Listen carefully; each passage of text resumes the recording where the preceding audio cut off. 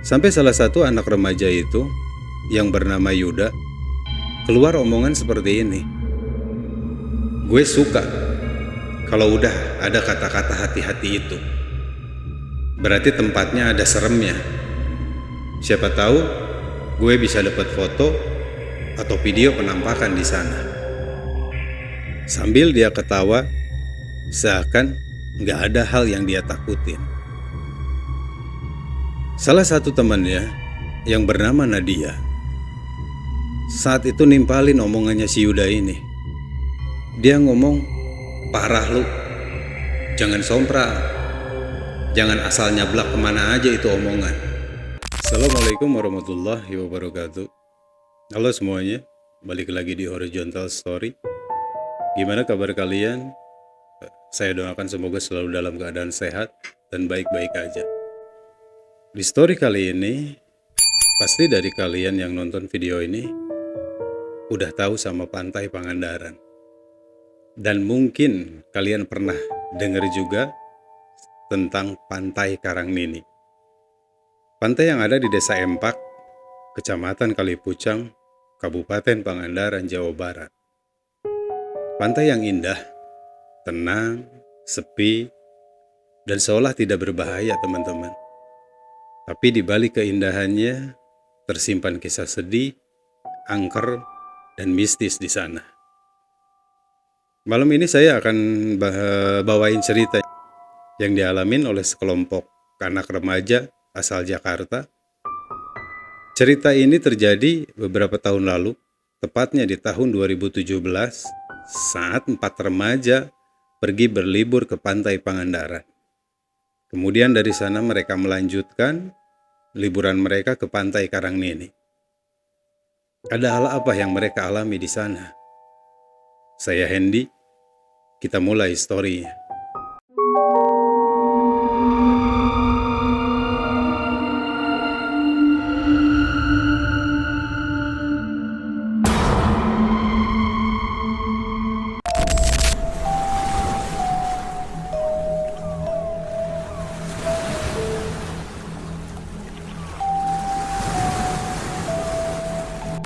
Empat orang anak remaja yang pergi berlibur pada saat itu, yaitu Yuda, Ilham, Wulan, dan Nadia. Mereka berlibur ke Pangandaran selama 4 hari. 2 hari mereka habisin di Pantai Pangandaran, dan 2 hari terakhir mereka berempat berencana untuk nyari tempat yang nggak begitu ramai orang-orang. Nah teman-teman, pagi-pagi di hari ketiga, ketika mereka beres ngelihat sunrise di pantai timur Pangandaran, ada penjual kopi keliling di sekitar area itu. Dan mereka nanya ke penjual kopi itu, pantai mana yang enak dan gak serame kayak di sini.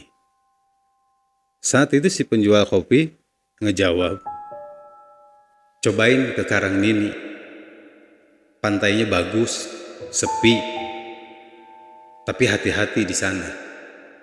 Dengar omongan seperti itu, mereka berempat ketawa teman-teman. Kayak nyepelein kata terakhir dari tukang kopi itu, yang bilang hati-hati. Sampai salah satu anak remaja itu, yang bernama Yuda, keluar omongan seperti ini. Gue suka kalau udah ada kata-kata hati-hati itu. Berarti tempatnya ada seremnya. Siapa tahu gue bisa dapat foto atau video penampakan di sana. Sambil dia ketawa, seakan nggak ada hal yang dia takutin.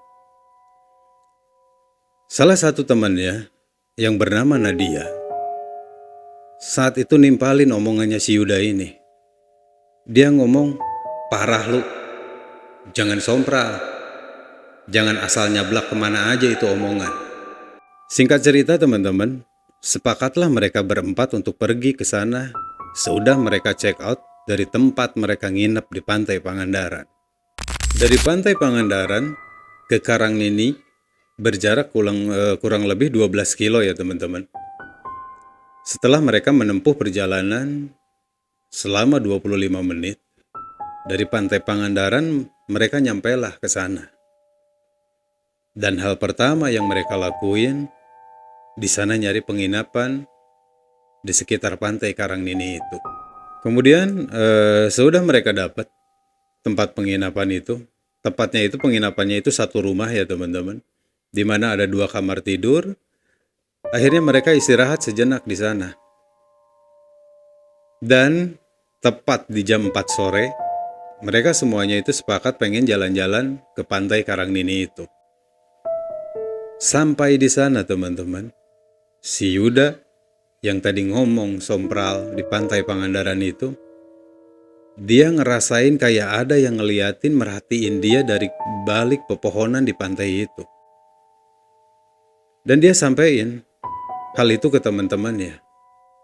Kalau dia ngeliat sesuatu di pantai itu, di balik pepohonan.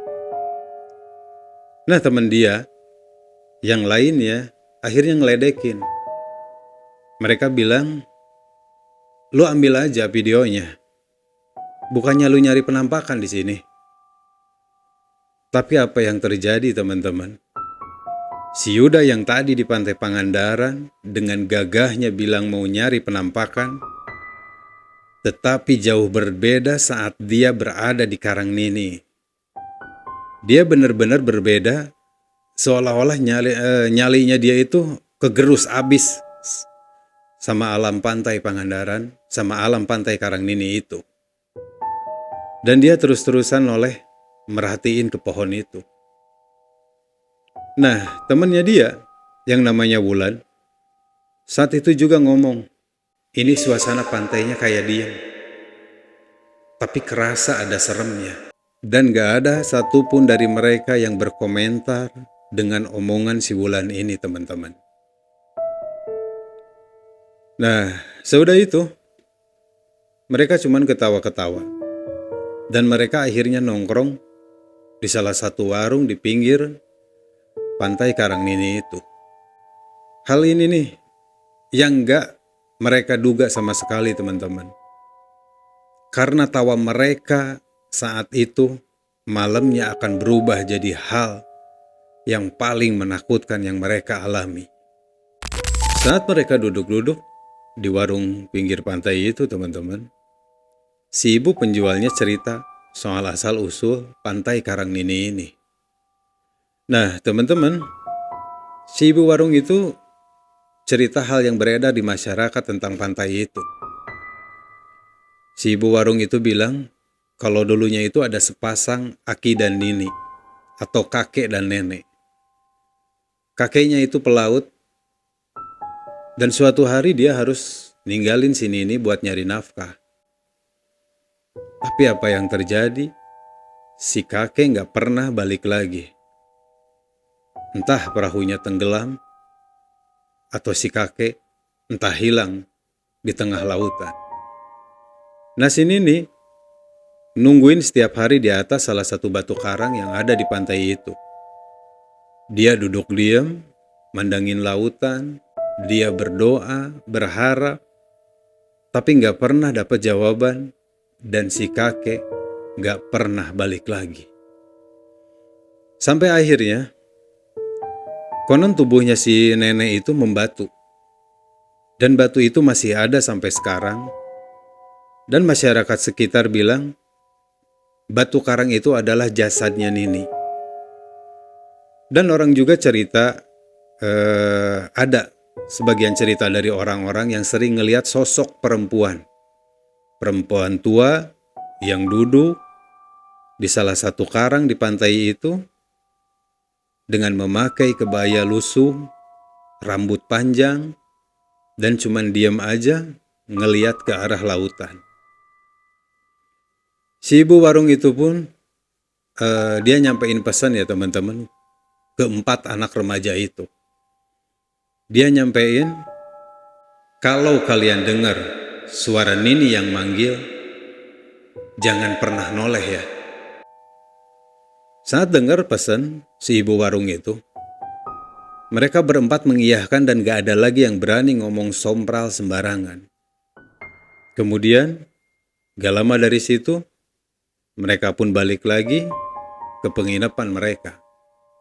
Tepat di jam 10 malam, keempat remaja itu balik lagi ke pantai buat ngerasain suasana malam di pantai itu. Mereka bikin api unggun kecil sambil mereka ngegelar tikar di pasir pantai itu, teman-teman. Malam itu, ombak masih kedengeran dengan jelas sama mereka. Dan angin pun mulai mereka rasain dingin di pantai itu. Mereka berempat itu ngobrol, ketawa-ketawa, curhat-curhatan.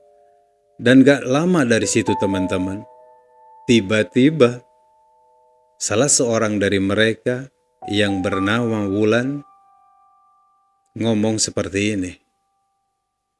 Kalian dengar gak? Kayak ada suara orang yang nangis. Seperti yang saya duga, teman-teman. Mereka berempat saat itu semua seketika diam. Dan ternyata benar. Selain Wulan, 3 teman yang lainnya akhirnya mereka notice dengan suara tangisan itu. Mereka dengar suara tangisan itu pelan ya. Kedengarannya itu dari kejauhan. Dan mereka menyampaikan ngedengar itu kayak suara tangisan di balik batu karang. Saat itu, salah satu remaja yang bernama Ilham penasaran. Ngajak si Yuda buat nyamperin. Tapi nyali si Yuda ini udah bener-bener hilang, teman-teman. Dan dia ngajak Wulan sama Nadia, yang akhirnya mereka berempat barengan nyamperin ke arah batu karang itu. Pas mereka sampai di dekat batu karang itu, apa yang mereka lihat, teman-teman? Persis di sana ada sosok perempuan tua lagi duduk dengan rambut yang terurai panjang, bajunya seperti kebaya dengan keadaan yang udah sobek. Dan sosok itu menghadap ke arah lautan. Semua anak remaja itu cuma bisa diam. Dan seketika sosok itu berdiri, perlahan membalikkan badan. Sontak keempat remaja itu ngeliat sosok nenek-nenek itu gak ada mukanya, teman-teman. Kata mereka mukanya itu kosong. Yang kelihatan itu cuman gelap, hitam legam. Jadi di mukanya si nenek itu kayak lubang aja gitu ya. Lubang bolong gitu kan ya, yang gelap. Dan mereka semua akhirnya lari balik lagi ke tikar tempat mereka duduk. Sesampainya mereka di tikar awal mereka duduk itu, mereka nemuin kalau tikar dan makanan mereka udah dalam keadaan berantakan. Dan mereka bilang itu bukan seperti karena angin, tapi ini kayak diberantakin sama orang. Selain itu, teman-teman, di sekitar tikar itu mereka nemuin ada jejak bekas kaki. Tapi kakinya itu basah. Saat itu si Ilham nyorot pakai senter jejak kaki itu. Dan yang kelihatan itu kakinya itu kecil, kayak kaki nenek-nenek, tapi basah. Seolah-olah si kaki itu kayak baru keluar dari air gitu ya, atau keluar dari laut, dari pantai itu. Saat itu ketakutan mereka belum hilang. Dan tiba-tiba dari arah pepohonan, yang waktu sore sih udah ngerasa ada yang merhatiin di sana. Dari sana pun muncul suara, teman-teman, dengan ngomong dalam bahasa Sunda. Antosan ini. Atau dalam bahasa Indonesia, ditranslatekan itu artinya tungguin nenek. Mereka dengar suara itu sampai 2 kali, teman-teman. Dan Ilham, dia juga ngerasa saat itu tangannya ditarik dari samping ke arah belakang. Jadi tangannya si Ilham itu ya, tangan kanannya itu seolah-olah ada yang narik dia. Narik dia gitu dari samping, ditarik ke belakang seperti ini.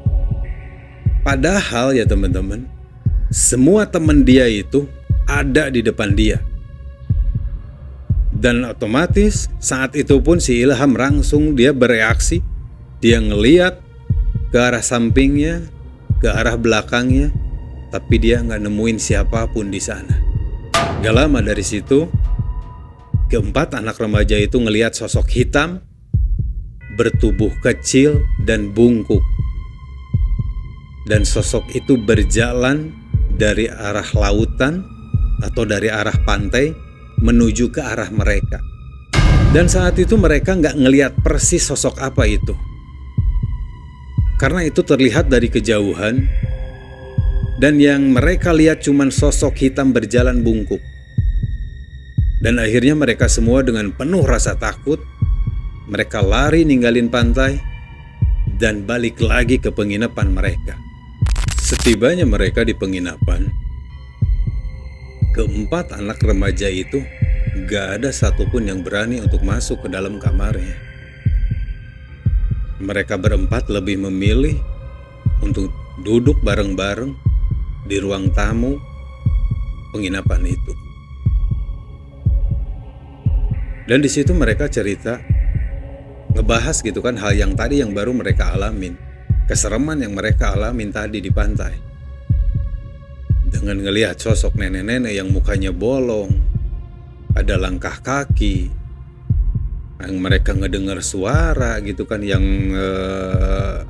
berbunyi antosan ini, dengan barang-barang yang berantakan, langkah kaki yang basah, sampai dengan sosok yang datang dari arah pantai yang membungkuk menuju ke arah mereka.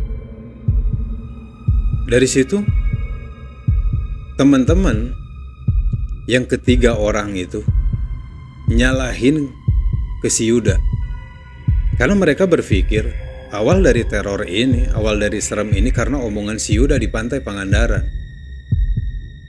Yang nyampein ke tukang kopi itu kalau dia berharap ada penampakan, karena pengen dia foto, pengen dia videoin.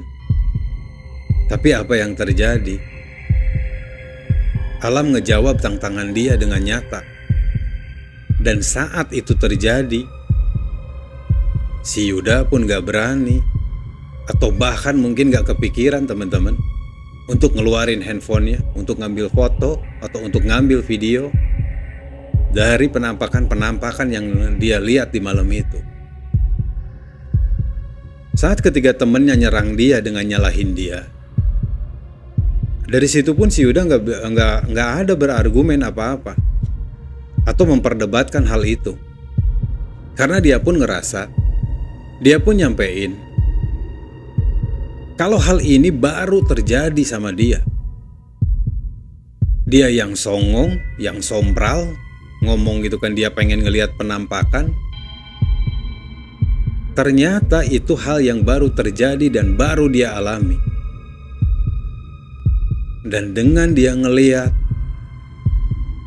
dengan mata kepalanya sendiri, dia ngerasa dan dia pun menyampaikan ke teman-temannya kalau ternyata hantu itu ada, kalau ternyata jin itu ada. Jadi di malam itu dia baru yakin kalau di sekeliling dia itu nggak cuman manusia aja, ternyata masih ada makhluk lain yang hidup berdampingan sama mereka.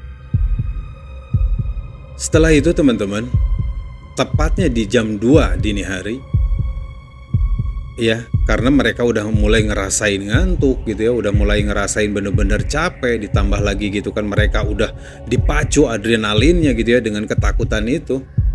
Akhirnya Yuda dan Ilham masuk ke kamarnya mereka, disusul kemudian sama Wulan dan Nadia juga masuk ke kamarnya mereka. Dan apa yang mereka lakukan di kamar itu teman-teman? Mereka sama sekali gak bisa tidur. Mereka udah berusaha untuk menjamin mata, untuk merem, tapi tetap semua yang kelihatan malam itu di pantai, di Batu Karang itu semuanya masih sangat-sangat jelas di mata mereka, di pikirannya mereka. Mereka cuma bisa diam, mereka cuma bisa ngedoa. Dan saat di dalam kamar pun mereka ngobrol pun mereka nggak berani ngobrol dengan kencang. Jadi mereka ngobrolnya itu kayak bisik-bisik. Benar-benar mereka ketakutan di malam itu. Dan apa yang terjadi, teman-teman? Kamar dari yang Ilham dan Yuda tempatin, pintu mereka itu dalam keadaan tertutup. Dan mereka ngedenger suara ketukan dari pintu mereka. Selain suara ketukan, Yuda dan Ilham pun malam itu ngedenger suara nenek-nenek yang ketawa ringkih di balik pintu kamar mereka. Apa yang mereka lakukan di saat mereka mendengar ketukan itu, mendengar suara ketawa nenek-nenek yang ringkih? Spontan mereka ngambil handphonenya mereka. Dan mereka nge-WhatsApp ke kamar lainnya yang ditempatin sama Wulan dan Nadia. Di WA itu mereka nyampein, di kamar gue ada yang ngetuk. Terus ada juga suara nenek-nenek yang ketawa. Dan respon dari Wulan dan Nadia saat itu yang ngebaca WA dari Ilham, mereka kaget. Mereka sampein, terus kita harus gimana? Si Ilham pun ngejawab lagi, nggak tahu, gue juga bingung. Ini harus gimana? Kenapa seperti itu, teman-teman? Karena saat itu untuk keluar dari kamar pun, baik yang perempuan ataupun yang laki-laki, mereka benar-benar ketakutan untuk keluar dari kamarnya. Yang mereka takutin adalah di saat mereka ngebuka pintu kamar mereka, mereka khawatir ngelihat lagi sesuatu di depan mereka, di depan pintu kamar mereka itu. Yang akhirnya Ilham meminta ke Nadia dan Wulan untuk ngintip dari kamarnya, untuk minta tolong dilihat ke arah pintu kamar mereka, apakah ada sosok atau ada sesuatu gitu kan di depan pintu kamar mereka. Nadia dan Wulan saat itu mereka pun akhirnya memberanikan diri dengan ngebuka pintu kamarnya mereka pelan-pelan. Jadi cuman dibuka itu kurang lebih space segini ya teman-teman.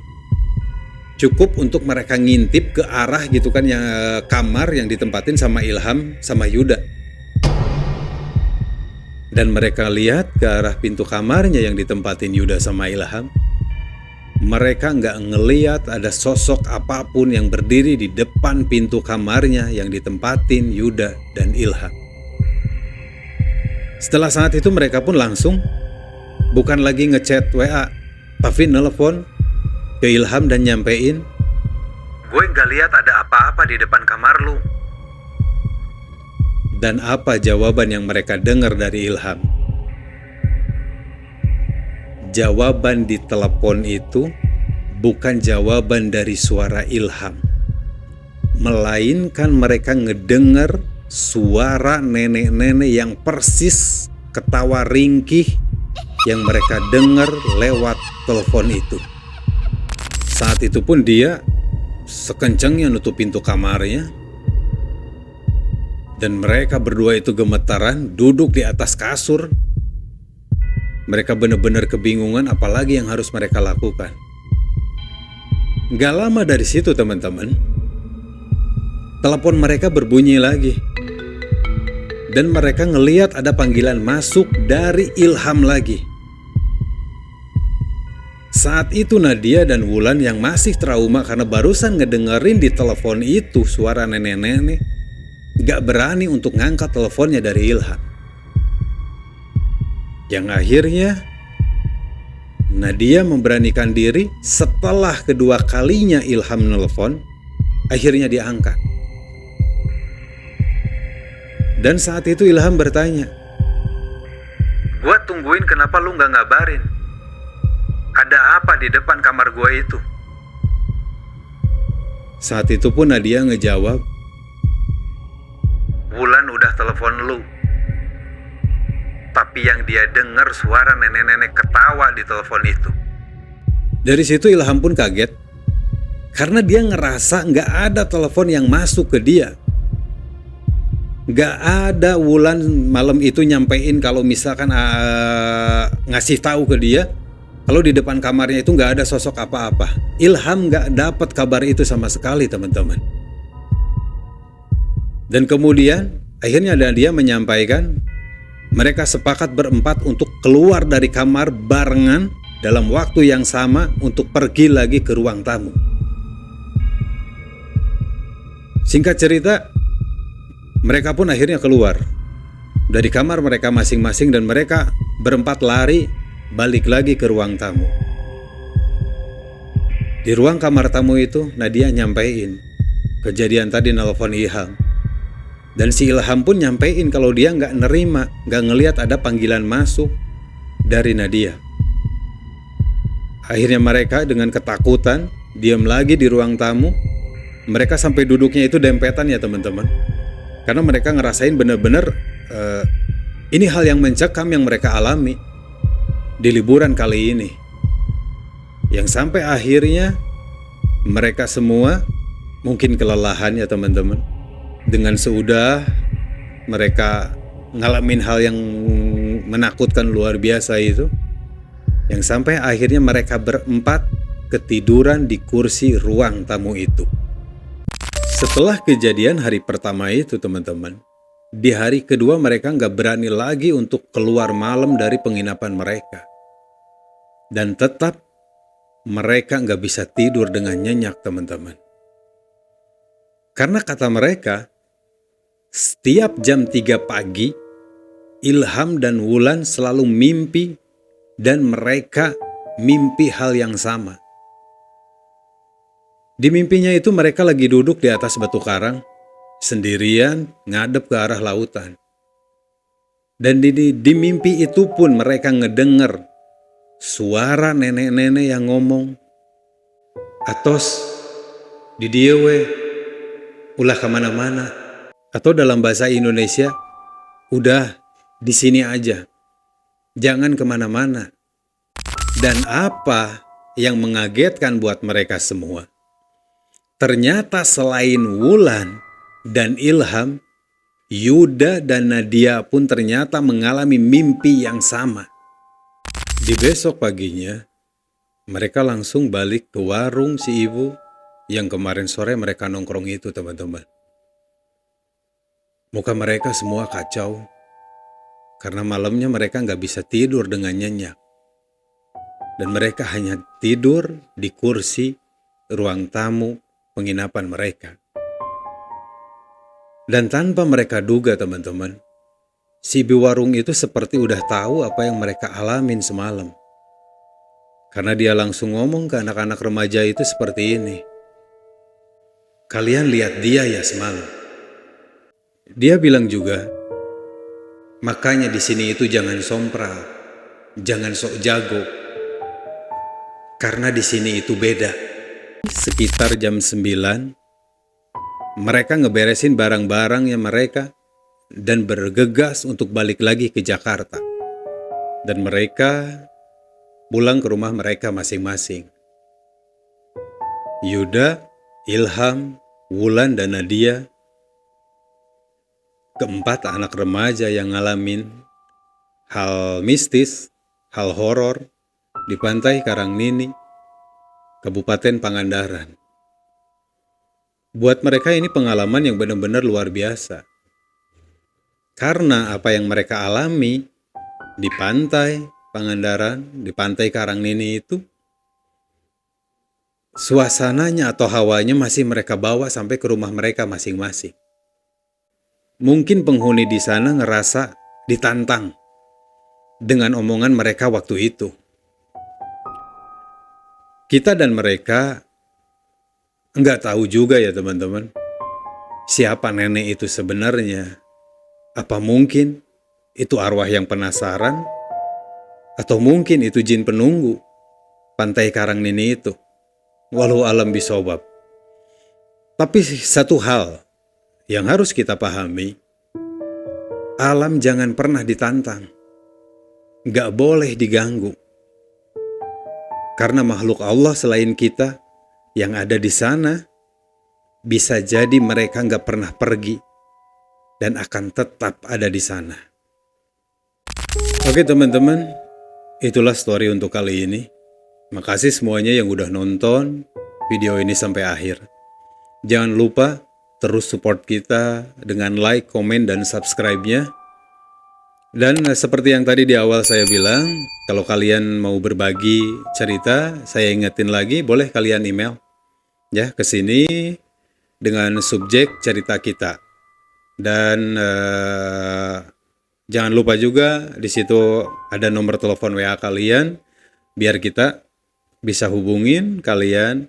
Dan insya Allah di episode-episode berikutnya, kalian yang ada nge-email nyampein cerita mistisnya, pengalaman horornya, di episode berikutnya ya insya Allah akan kita bawain cerita-cerita kalian. Mungkin itu untuk story kali ini. Pesan terakhir dari saya, tetap semangat terus beribadah, dan tetap kalian berbuat baik terhadap siapapun. Dan selalu saya ingatkan, dimanapun kalian datang, ke tempat yang baru, ke tempat yang asing yang baru kalian datengin, gak ada salahnya. Hal pertama yang harus kalian lakukan adalah berdoa di tempat itu. Memohon perlindungan Allah, untuk Allah jagain, untuk Tuhan jagain, selama kalian berlibur, selama kalian berada di tempat itu. Karena hal apapun yang di luar dugaan kita bisa saja terjadi. Akhir kata, saya Hendy. Wassalamualaikum warahmatullahi wabarakatuh.